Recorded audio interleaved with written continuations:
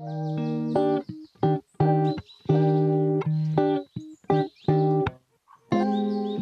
y'all! So I am here today at the Felix Foundation Fox Rescue, and I am here with the founder and owner, Jolene and Sky. So I am here today to check out the foxes and meet them and learn a little bit about the rescue. I have a few questions prepared. How did you get started with this? What Specifically into the foxes. Yeah. So I've been a wildlife rehabber for a long time, and I worked mostly with squirrels, raccoons, and other small mammals. And I took in my first fox a few years ago, and I just kind of got hooked. And then from there, I adopted my first domestic fox. So after that, I was just hooked, and I wanted to help more. And this is kind of wildlife rehab is really heartbreaking, and there's a lot of heartbreak involved, and so by giving sanctuary, I was kind of stepping away from the heartbreaking aspect of helping more in a way that most people aren't really able to do so. I love that. I respect that for sure. So are most, when they get brought into you, are they rehabbed and to be released again, or do most of them end up having to stay? So anyone back here, besides just a couple, most of these guys have all been either rescued from the fur trade or are surrendered pets.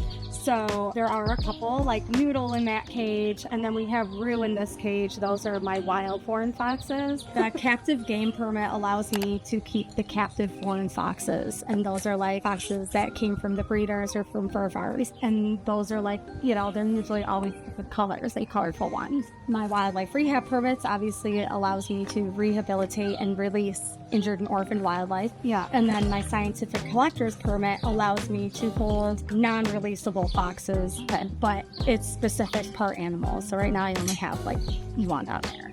So Okay.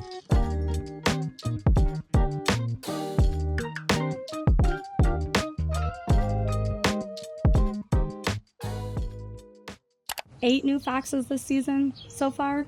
My goodness. And 5 of those are kits. And then we have 2 adults, and then we're expecting 1 other kit, I think, next month. And we're so do you ever get ones that people find and injured? Yep. Fox? For the most part, get released. We have one that is non-releasable, and he's in that cage right now. But that's Rue. He's a front arm amputee. He got stuck in a leg hold trap. He's not super friendly. He's having kind of a hard time adjusting, but he's so cute.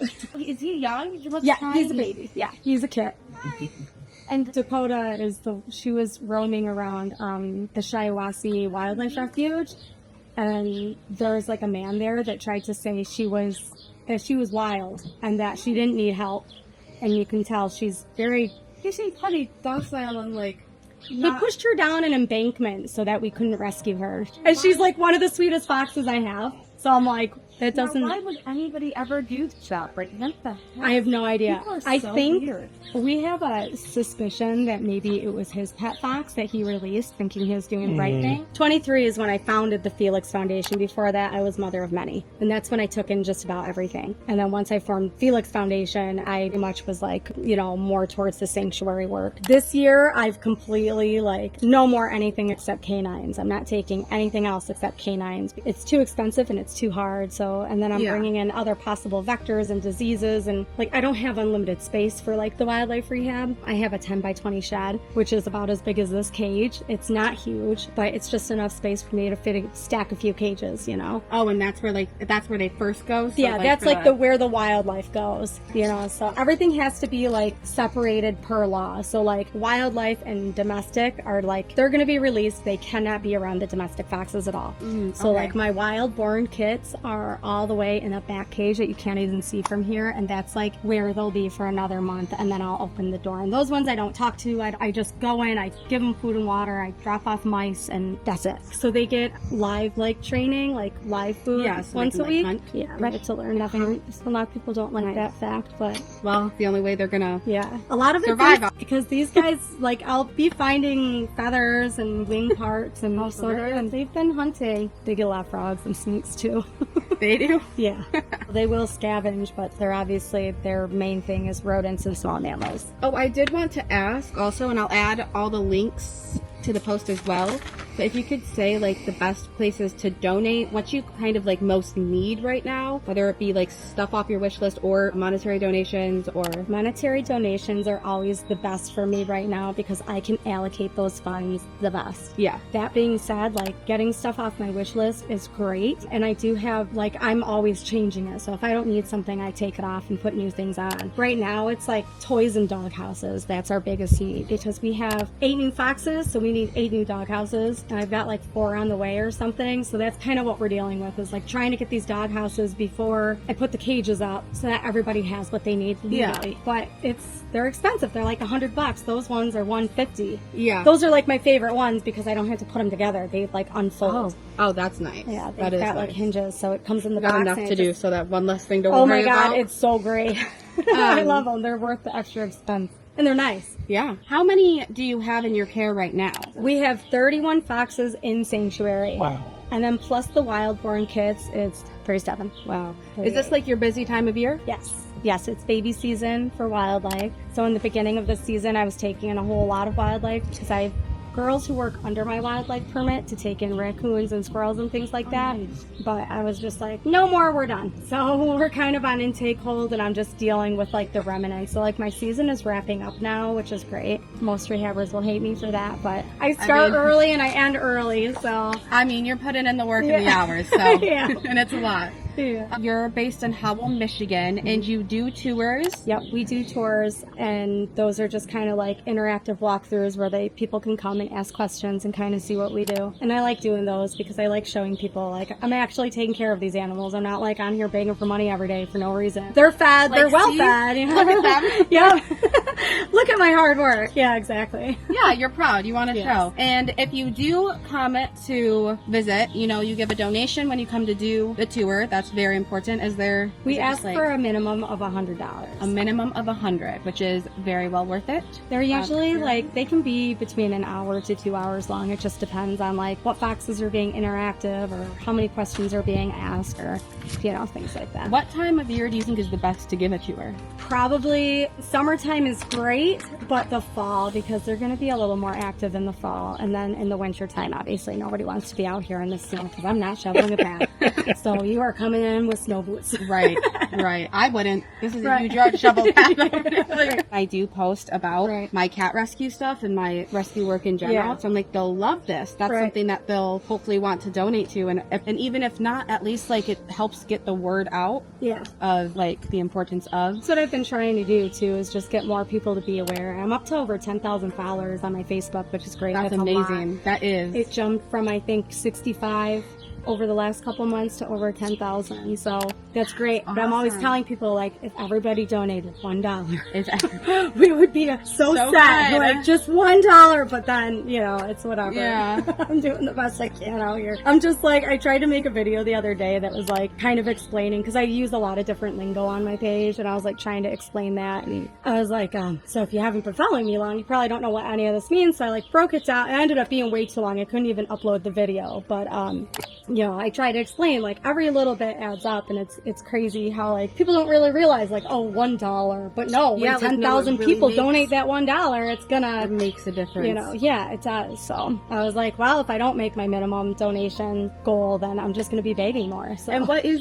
so you are on, like, you are on, like, a time crunch right now, currently? So every month, my minimum fundraising goal is, like, $1,300.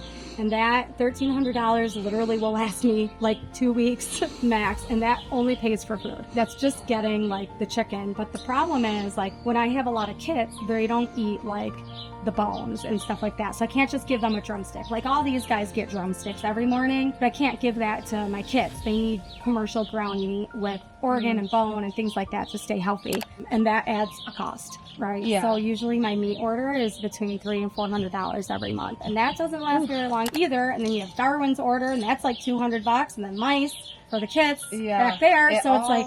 adds up. It does. definitely see where the 1,300 definitely just like basically goes It's to food. gone. And especially when there's so many other things that you want to do to like upgrade in certain aspects, like you said, the horse mats and stuff. So each new cage I put up costs about $1,100 right now. So luckily I've managed to collect enough panels to put up my 4 new cages I needed, which is great. And I did manage to get all the horse mats for the floors. So that's also great. But one thing we've ran into this year is a lot of our roofs have been caging in with all the rain. So we had a couple of them buckle, and you can see along the back there where like the zip ties busted. And we're just kind of having a hard time with these like tarps I saw. We're having to come in with these other posts and like prop them up to make them peaked, and that's all fine and well, and we can do that, but it's like I would like to have a more fluid look across all the cages, right? Yeah. To put like actual panels up to and like rolled roofing on it so it's nice and doesn't look like we're running a trailer park.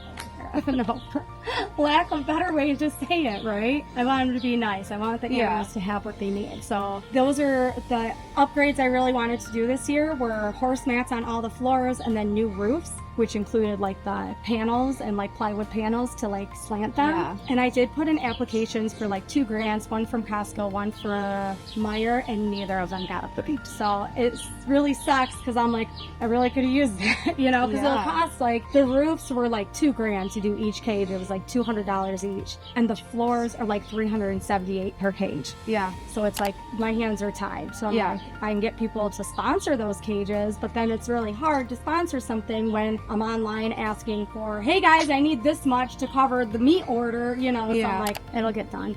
I mean, one day. I think like you have a great setup. Obviously there's things that you want to upgrade, but I mean, the boxers are well cared for and loved, and that's so great. And I know you put so much time and work and effort and money into this. Yeah.